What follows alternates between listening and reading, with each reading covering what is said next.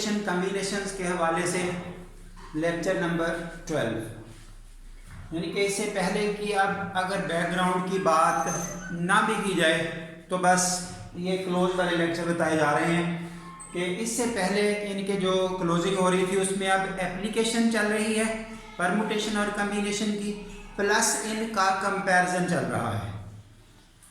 यानी कि कब परमुटेशन और कब कम्बिनेशन, ये सब कुछ इकट्ठा पैरेलल अब अगली एक आध दो वीडियोस जो रह गई हैं उसमें इंशाल्लाह ये आपको जो बची हुई चीज़ें हैं वो भी क्लियर हो जाएंगी। फिलहाल देखिए ये परमुटेशन कम्बिनेशन के आर्टिकल में एक ये डिस्ट्रीब्यूशन प्रॉब्लम्स हैं, यानी कि कुछ बाल्स हैं जिनको हम डिस्ट्रीब्यूट करना चाहते हैं, कुछ बुक्स हैं जिनको हम डिफरेंट जगह पे डिस्ट्रीब्यूट करना चाहते हैं। ऐसे किसी भी तरह की डिस्ट्रीब्यूशन में हमें वर्किंग करनी हो तो परमुटेशन कब आएगी और कम्बिनेशन कब आएगा, ये आपका और फार्मूलों का यूज क्या होगा। ये देखिए डिस्ट्रीब्यूशन में distribution of R distinct objects into n distinct boxes. जो नोटेबल पॉइंट है वो ये है कि कुछ ऑब्जेक्ट्स हैं जो डिफरेंट हैं और आगे जो बॉक्सेस हैं वो तो अंडरस्टूड है अलग अलग पड़े हुए होंगे, वो डिस्टिंक्ट ही होंगे, उसमें सिमिलर वाली कोई बात शायद ना हो। इन डिफरेंट ऑब्जेक्ट्स को हमने डिस्टिंक्ट बॉक्सेस में फिट करना है, जैसा कि बाल्स हों डिफरेंट कलर्स के, उसके बाद बुक्स हों डिफरेंट स्टाइल्स की, या एनीथिंग एल्स जो डिफरेंट है। तीन केसेस अकर कर रहे हैं। Number 1, each box can hold at the most one object. Her box में ज्यादा से ज्यादा एक ऑब्जेक्ट आए, यानी कि एक से ज्यादा ना हो, एक से ज्यादा ना हो, एक से कम बेशक हो, यानी कि कोई बॉक्स खाली रह सकता है, ज्यादा से ज्यादा एक या खाली। ऐसी सिचुएशन में फार्मूला आपका आ रहा है NPR, परमुटेशन का यूज, क्योंकि एक में एक ही फिट होना है, या वो खाली रह जाएगा या एक फिट होगा, इसलिए NR out of N, NPR।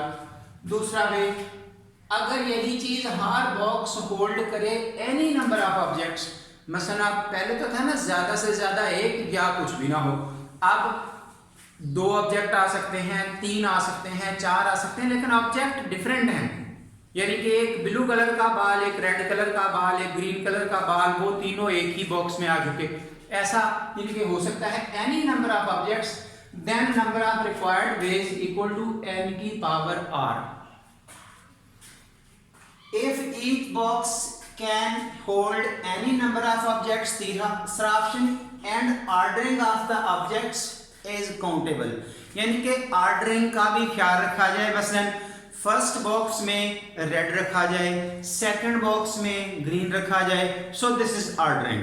यानी कि हम कोई ना कोई पीछे से कंपल्शन लगा दें कि इस तरतीब से रखने हैं, फर्स्ट सेकंड थर्ड जो बॉक्सेस आ रहे हैं वो इस तरतीब से फिल होने चाहिए। यानी कि यूं ही ऑर्डरिंग इंपॉर्टेंट हो जाएगी तो साथ ही आपका फार्मूला ये बन जाएगा n+r-1 का फैक्टोरियल -1 PR, और ओपन करके ये स्टेटमेंट आ चुकी। उसके बाद distribution of r identical balls objects. अब देखिए इसका और इसका फर्क क्या पड़ा, यहां डिफरेंट ऑब्जेक्ट्स थे, डिफरेंट ही बॉक्सेस थे, बॉक्सेस तो रहने ही डिफरेंट हैं, अलग अलग जब डालने हैं। अब जो ऑब्जेक्ट हैं वो एक जैसे हो गए, मसलन ये ब्लैक मार्कर्स ही हों सारी एक जैसी, रेड मार्कर्स ही हों सारी एक जैसी, कोई बुक्स हों मसलन एक ही ऑथर की एक ही जगह से उठाई हुई वो सब एक जैसी, यानी ये अब बात है आइडेंटिकल ऑब्जेक्ट हों into n distinct boxes, boxes उसी तरह हस्ब मामूल अलग हैं।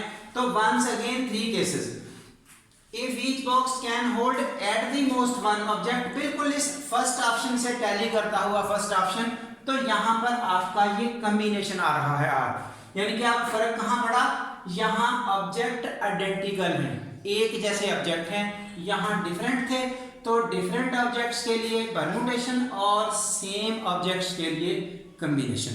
ये फर्क क्लियर हो गया। Each box can hold any number of objects, जो दूसरे के साथ टैली हो रहा है। देन रिक्वायर्ड वेज, ये नया फार्मूला है आपके पास, यूज कम्बिनेशन का ही है, लेकिन ये लिखने के लिए आप नोट कर सकते हैं NHR सिंबल। अब किसी ने नहीं भी यूज करना तो कम से कम इस फॉर्मेट में इसको एज ए कम्बिनेशन याद कर लें, और ये राइट पे कम्बिनेशन ओपन किया गया है, यानी कि इन दोनों को ऐड करें, उसमें से एक कम करें, नीचे R का फैक्टोरियल जो हमने फिट करने हैं, जो हमने किसी जगह पुट करने हैं। Each box can hold at least one object. अब देखिए एट लीस्ट का वर्ड दो तरीकों से पूछा जाएगा। एट लीस्ट का वर्ड दो तरीकों से पूछा जाएगा। एक यूं कह दे एट लीस्ट वन, दूसरा यूं कह they know box is empty, यानी कि कोई बॉक्स खाली नहीं रहेगा।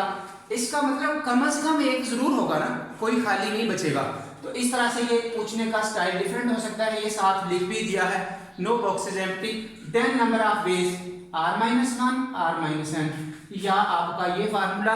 ये कोई अलग फार्मूले नहीं है, इस पर हमने कंप्लीमेंट्री कॉम्बिनेशन का यूज किया है। कंप्लीमेंट्री कॉम्बिनेशन होता है NR इक्वल टू N-R, ये आपका कंप्लीमेंट्री कॉम्बिनेशन का यूज होता है, इसलिए इस पर ये यूज करते हुए ये फार्मूला बन गया है।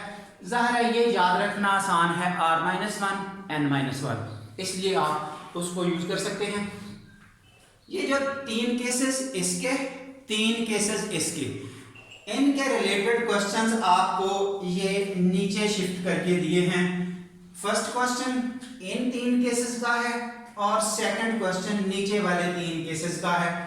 वो डिफरेंट आंसर्स, डिफरेंट फार्मूले, बाकी कुछ खास डिस्कशन ज़ाहिर नहीं बनती। फ़र्क आपके सामने है। इस डाटा को आप अच्छी तरह मैनेज करें, उसके बाद रेलेवेंट फार्मूलों का यूज़ करें। हाँ जी, इसके बाद ये एक डीअरेंजमेंट का प्रॉब्लम आता है, इनके इसमें भी फैक्टोरियल्स वगैरह यूज होते हैं। डीअरेंजमेंट ये नॉर्मल पेपरों में क्वेश्चन पूछे जा रहे होते हैं। डीअरेंजमेंट मींस मिसाल के तौर पर एक पोस्टमैन है, उसने 5 से 5 लेटर्स डिस्ट्रीब्यूट करने हैं 5 घरों में। अब ज़ाहिर है अगर एग्जैक्ट ठीक एड्रेस पर वो पहुंचा दे तो काम तो उसका यही है कि ठीक एड्रेस पर पहुंचा दे, लेकिन कितने ऐसे तरीके होंगे अगर कोई भी लेटर सही एड्रेस पर ना जाए, यानी कि सारे गलत जाएं। ये एक एग्जांपल दी है। दूसरी एग्जांपल देखिए जो यहाँ सॉल्व है। एक बच्चे ने अपने बैग में हर 4 बैग हैं उसके पास, हर बैग में एक बुक है। अब बैग में से बुक्स निकाल ली, चारों बुक्स बाहर आ गई। थोड़ी देर के बाद उसको कहा वापस रख दे बुक्स।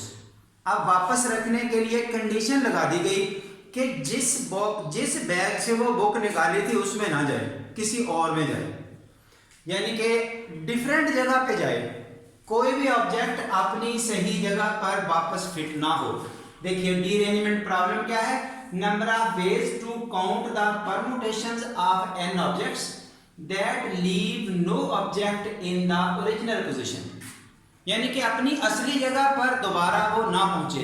अभी मैंने पहले 2 एग्जांपल्स दे दी हैं इस स्टेटमेंट को, डीअरेंजमेंट को डिस्कस करने से पहले, ताकि डीअरेंजमेंट की लैंग्वेज का पता चल सके।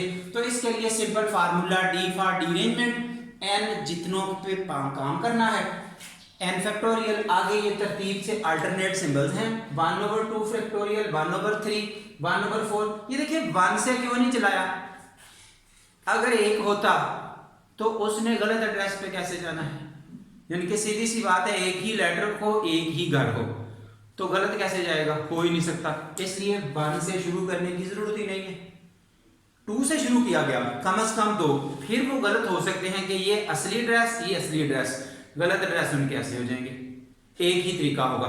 तो वो बाहर 2 फैक्टोरियल, 1/2 फैक्टोरियल, यानी कि ये लैंग्वेज अब आपको क्लियर हो रही है कि क्यों ये 2 से शुरू किया। अल्टरनेट सिंबल्स, ये -1 की पावर n आखिरी सिंबल के लिए होती है कि प्लस आना है या माइनस आना है, तो उस पर क्लोज कर देना है। ये 4 बैग, हर एक बुक, तो 4 बैग्स में वापस बुक नहीं सही जगह पे जानी, तो उसके लिए नंबर ऑफ वेज क्या है, so it is D4 factorial. ये सॉल्व किया तो 9 ऐसे तरीके होंगे जिसमें कोई भी बुक अपने असली बैग में वापस ना जाए। तो ये नीचे वाली बात सिंपल, 5 बाल्स डिफरेंट कलर्स के 8 बॉक्सेस हैं, उनको फीड करते करते जो पहले 3 पार्ट हैं इजीली हैंडल हो जाएंगे, फार्मूले हैं। जो आखिरी 3 पार्ट हैं उसमें ये 2 भी हैंडल हो जाएंगे। मेरी डिस्कशन वाला सिर्फ रह गया ये पार्ट 3। अब देखिए हर बॉक्स में कम से कम एक जरूर जाए, बॉक्स यानी कि कोई खाली ना बचे। तो पोजीशन यहाँ क्या है, बाल्स फिट करने हैं 5, बॉक्सेस हैं 8।